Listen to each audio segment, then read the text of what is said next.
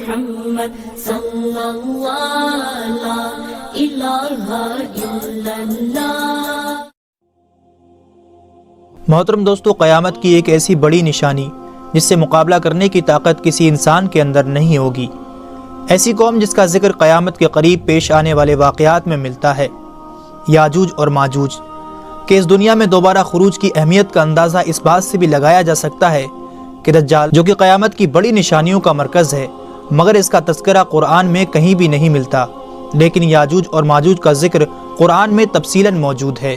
دوستو، عوام الناس میں اس قوم کے بارے میں بہت سے مختلف خیالات پائے جاتے ہیں، مگر اکثر لوگ ان کی حقیقت سے بے خبر ہیں۔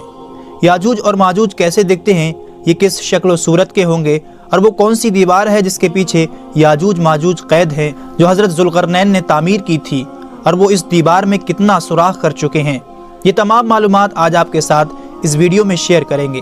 آپ سے گزارش ہے کہ ویڈیو کو آخر تک ضرور دیکھیے گا۔ دوستو، زمانے قدیم میں بہت سی قومیں گزری ہیں جو ظلم و جابریت میں اپنی مثال آپ تھی، اور ان کی طاقت اور دہشت کی بنا پر ہر طرف انہی کا سکہ چلتا تھا۔ ایسے ہی ایک قوم یاجوج اور ماجوج کی بھی تھی۔ ظلم و جابریت کی داستان رقم کرتی یہ قوم کوئی اور مخلوق نہیں بلکہ آدم ہی کی اولاد تھی۔ بعض مفکرین کے مطابق یہ قوم حضرت نوح علیہ السلام اور آپ کی اولاد میں سے ہے۔ حضرت نوح علیہ السلام کے 3 بیٹے تھے، جن میں سے ایک کا نام یافس تھا۔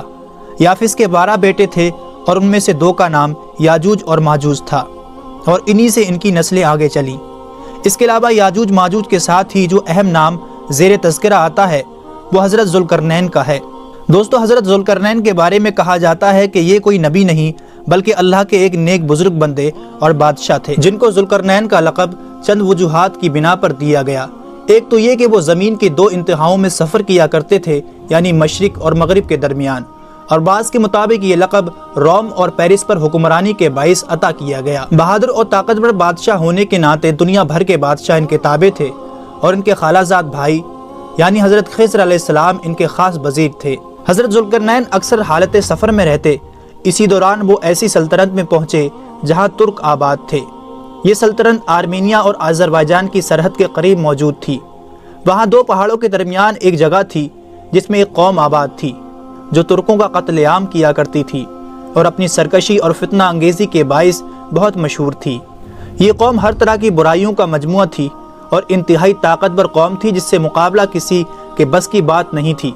اس کا ذکر قرآن کریم کی سورہ کہف میں یاجوج اور ماجوج اور حضرت ذوالقرنین کے حالات بیان کرتے ہوئے فرمایا گیا ہے کہ جب وہ اپنی شمالی مہم کے دوران پہاڑوں کے درمیان پہنچا تو وہاں اسے ایسی قوم ملی جس کی زبان ناقابل فہم تھی۔ جب ترجمان کے ذریعے گفتگو ہوئی تو انہوں نے عرض کیا کہ یاجوج ماجوج اس ملک کے بڑے فسادی ہیں، کیا ہم آپ کے لیے خرچ کا انتظام کریں اس شرط پر کہ آپ ان کے اور ہمارے درمیان ایک دیوار کھڑی کر دیں۔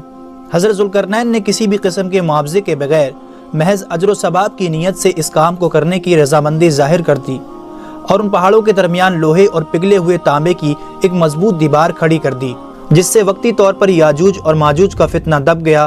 اور جب یہ دیوار تعمیر ہو گئی تو ذوالقرنین نے اللہ کا شکر ادا کیا، اور ساتھ ہی لوگوں کو یہ بھی بتا دیا کہ اگرچہ یہ دیوار بہت مضبوط ہے مگر یہ ہمیشہ کے لیے نہیں، جب اس رب کا حکم قریب آئے گا تو یہ دیوار کھل جائے گی۔ صحیح بخاری کی ایک حدیث میں نبی اکرم صلی اللہ علیہ وسلم نے اس دیوار میں تھوڑے سے سوراخ کو فتنے کے قریب ہونے سے تعبیر فرمایا تھا۔ ایک اور حدیث میں آتا ہے کہ یاجوج ماجوج ہر روز اس دیوار کو توڑتے ہیں اور کل کے لیے چھوڑ دیتے ہیں، پھر جب اللہ کی مشیت ان کے خروج کی ہوگی تو پھر وہ کہیں گے کہ کل انشاءاللہ ہم اس دیوار کو توڑیں گے، اور پھر وہ دوسرے دن اس دیوار سے نکلنے میں کامیاب بھی ہو جائیں گے۔ جب یہ قوم آزاد ہو جائے گی تو وہ تباہی مچاتے ہوئے نکل پڑے گی، اور ان کا پہلا گروہ بحر تبریہ تک پہنچے گا اور اس جھیل کا سارا پانی پی جائے گا۔ اسی طرح جب آخری گروہ وہاں پہنچے گا تو وہ حیران ہو کر کہے گا کہ یہاں کبھی پانی ہوا کرتا تھا۔ پھر یہ قوم ہر طرف فساد برپا کر دے گی اور ہر بلندی سے اترتی ہوئی نظر آئے گی، اور ایک وقت ایسا آئے گا کہ ساری زمین پر انہی کا قبضہ ہوگا۔ جب یہ قوم یروشلم کے پہاڑ پر پہنچے گی تو کہے گی اب تمام زمین پر ہمارا قبضہ ہے، اور آسمان کی طرف تیر برسانا شروع کر دے گی، اور وہ تیر خون آلود ہو کر واپس لوٹیں گے۔ نبی اکرم صلی اللہ علیہ وسلم نے ان کا حلیہ بتایا کہ ان کے قد چھوٹے ہوں گے اور چہرے چوڑے چوڑے ہوں گے اور آنکھیں چھوٹی چھوٹی سی ہوں گی۔ حضرت عیسیٰ علیہ السلام کو اللہ رب العزت ارشاد فرمائے گا کہ وہ مسلمانوں کو طور کی طرف جمع کر لیں، کیونکہ یاجوج اور ماجوج کا مقابلہ کسی کے بس میں نہ ہوگا۔ حضرت عیسیٰ علیہ السلام اور ان کے ساتھی اس وقت ایسی جگہ کھڑے ہوں گے جہاں غذا کی سخت قلت ہوگی۔ پھر لوگوں کی درخواست پر حضرت عیسیٰ علیہ السلام اللہ سے دعا فرمائیں گے، پس اللہ تعالیٰ ان کی گردنوں اور کانوں میں کیڑے پیدا فرمائے گا اور وہ سب ان سے ہلاک ہو جائیں گے، اور یہ عالم ہوگا کہ ہر طرف انہی کی لاشیں بکھری پڑی ہوں گی۔ پھر اللہ رب العالمین خاص قسم کے پرندوں کو مقرر کرے گا جن کی گردنیں اونٹوں کی طرح ہوں گی، اور وہ ان کی لاشوں کو اٹھا کر اس جگہ لے جائیں گے جہاں پر اللہ کا حکم ہوگا۔ پھر تیز بارش ہوگی جو ساری زمین کو صاف کر دے گی، اور ہر طرف ہریالی اور خوشحالی ہوگی، اور اس طرح یاجوج ماجوج کا اس دنیا سے خاتمہ ہو جائے گا۔